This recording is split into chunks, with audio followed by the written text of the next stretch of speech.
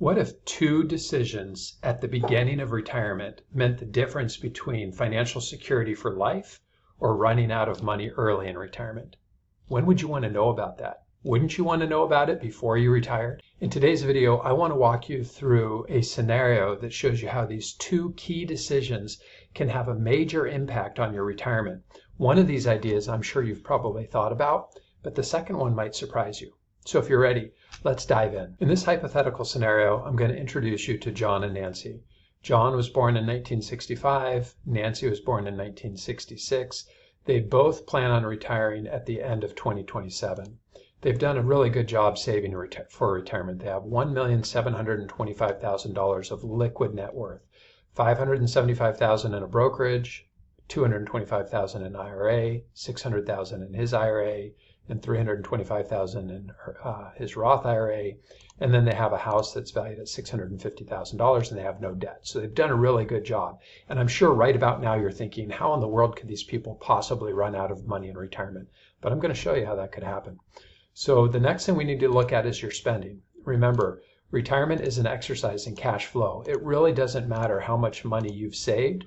The number that is really the most important is how much money do you spend, because it's that spending number that's going to determine if you've saved enough to last your lifetime. So what we did in the calculators, we went through and we created some expenses.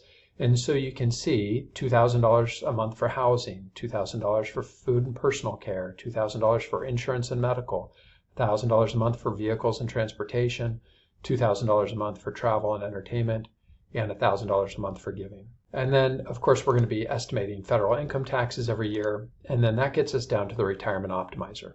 So you can see right now they're both working. They have really good income. They have $192,000 a year of income. They're planning to retire in 2027. That's this green line here. And so you can see their income's going to drop to zero because they don't plan on starting Social Security until age 67. We entered their Social Security up here under the income. So you can see he's going to have $3,500 a month at age 67, and she is going to have $2,000 a month of Social Security starting at age 67. So at a high level, if we just run these numbers down, the blue line is his life expectancy, the pink line is her life expectancy. And you can see, based on a very conservative growth rate of only 4% per year and modest inflation of only 3% per year, we get them all the way down to her life expectancy, and they still have $566,000 of liquid investable assets remaining.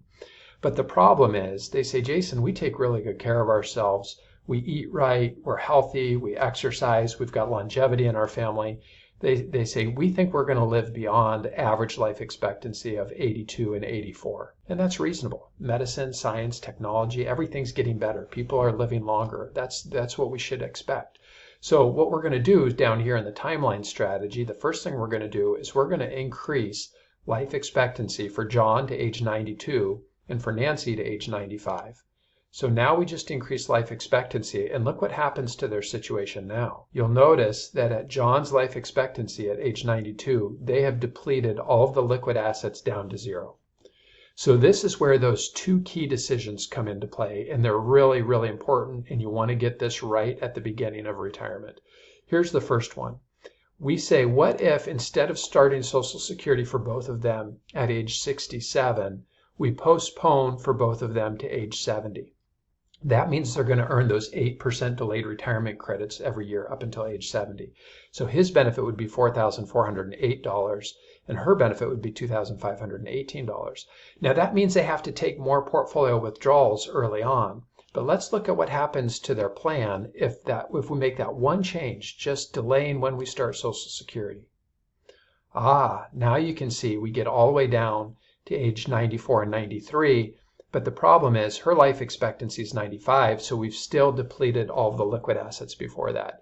What's that one extra lever that we could pull that could make a big difference as to whether or not their money lasts? And this is the one that most people don't think about, and it has to do with your withdrawal order.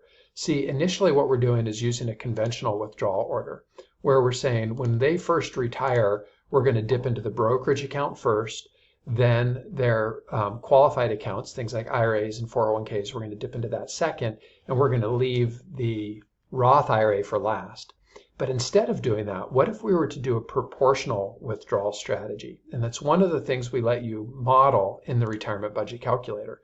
So watch this. Remember, we're getting them down to age 94, 93. Now we're going to come in here and we're going to choose the proportional withdrawal strategy. And look what happens. Now we have the money last all the way down to her life expectancy at 95. They're no longer running out of money in retirement because of two simple ideas. One was to postpone starting Social Security, and the second one was to use a proportional withdrawal strategy at the onset of retirement.